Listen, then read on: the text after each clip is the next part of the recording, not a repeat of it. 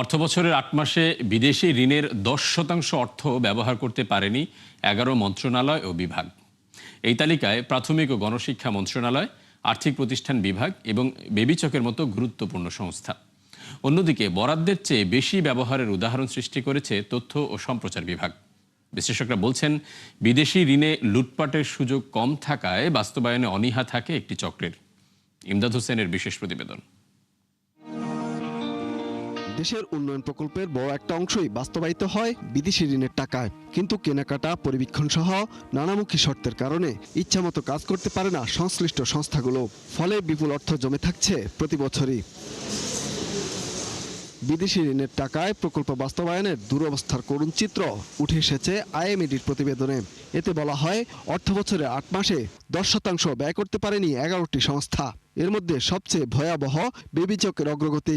অর্থবছরের জন্য সংস্থার বিপরীতে ২০০ কোটি টাকা বরাদ্দ থাকলেও ৮ মাসে ব্যয় হয়েছে মাত্র ১০ লাখ। অন্যদিকে প্রাথমিক ও গণশিক্ষা মন্ত্রণালয়ে ৩,০৫৮ কোটি টাকা বিদেশি ঋণ থাকলেও ব্যয় হয়েছে মাত্র ২৭০ কোটি। বিশ্লেষকরা মনে করেন, বাইরের টাকা ব্যয়ে লুটপাটের সুযোগ কম, তাই বাস্তবায়নে আগ্রহ থাকে না সংশ্লিষ্টদের। এই ধরনের প্রকল্প বাস্তবায়নের ক্ষেত্রে যারা বাস্তবায়নকারী সংস্থা, তাদের ইচ্ছাটাও খুব একটা বেশি থাকে না। কারণ এইসব প্রকল্প যেহেতু যারা অর্থায়নকারী প্রতিষ্ঠান, বিদেশি প্রতিষ্ঠান বা সংস্থা, তারা এগুলো মনিটর করে। কাজে সেক্ষেত্রে আপনার দুর্নীতি বা এগুলো বাস্তবায়নের ক্ষেত্রে অনিয়ম করার কিন্তু সুযোগটা কিন্তু অনেকটা সংকুচিত হয়। আইএমএডির তথ্য বলছে, ওই ১১টি মন্ত্রণালয়ের জন্য মোট বিদেশি ঋণ ছিল ৬,৫৬৭ কোটি টাকা, যার বিপরীতে মোট ব্যয় হয় মাত্র ৫২৮ কোটি টাকা। ফলে বাকি ৪ মাসে তাদেরকে ব্যয় করতে হবে ৯০% অর্থ।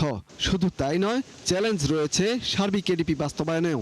কারণ মার্চ থেকে জুন পর্যন্ত ছাড় করতে হবে বরাদ্দের ৭০% বা প্রায় ১.৫ লাখ কোটি টাকা। সেখানে যদি শ্লথগতি হয়, তাহলে অন্যান্য জায়গায় এবং প্রবৃদ্ধির উপরেও একটা নেতিবাচক প্রভাব পড়ে।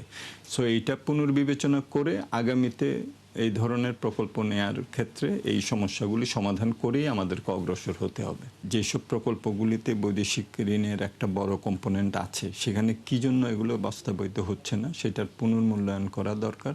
চলতি অর্থবছরের এডিপিতে মোট বিদেশি ঋণ ৭২,০০০ কোটি টাকা। ৮ মাসে যেখান থেকে ব্যয় হয়েছে ১/৩ কিছু বেশি। ইমদাদ হোসাইন, ৭১, ঢাকা।